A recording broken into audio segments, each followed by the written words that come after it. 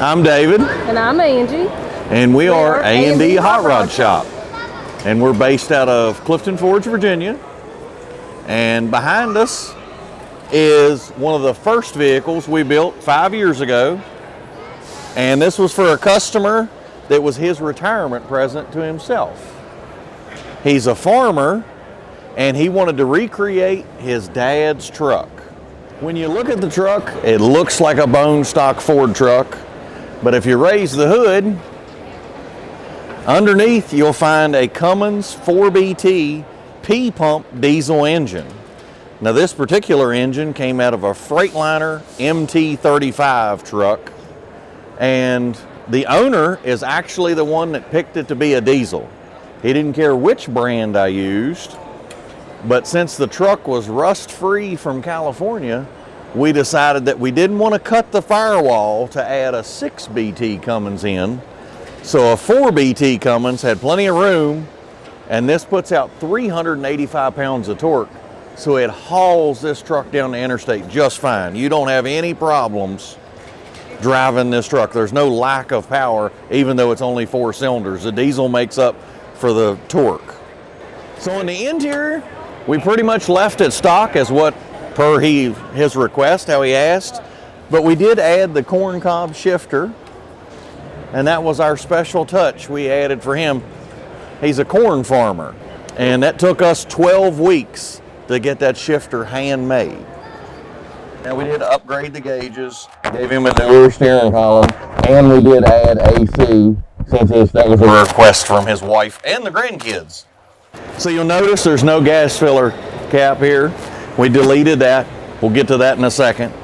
But if you look inside the bed, the reason nothing was changed on it, this was only a half a year made bed. Only from 50 and a half to 51 did Ford try a metal liner over top of the original wood.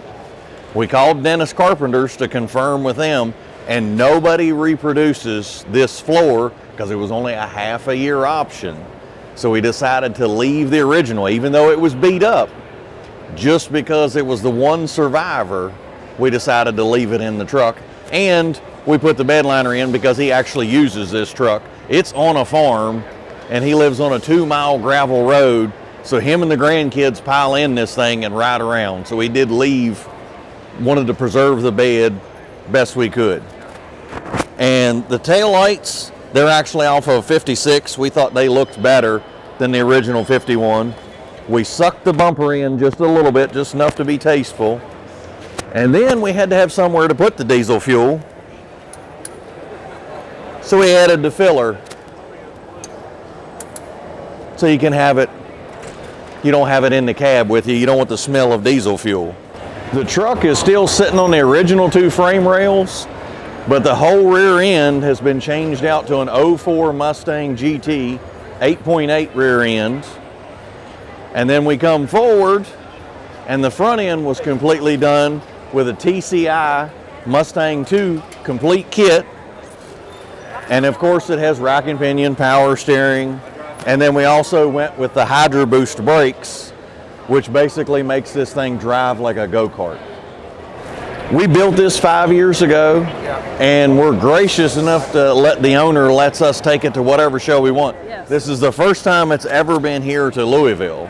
We did the show circuit for 2 years with it, but not here.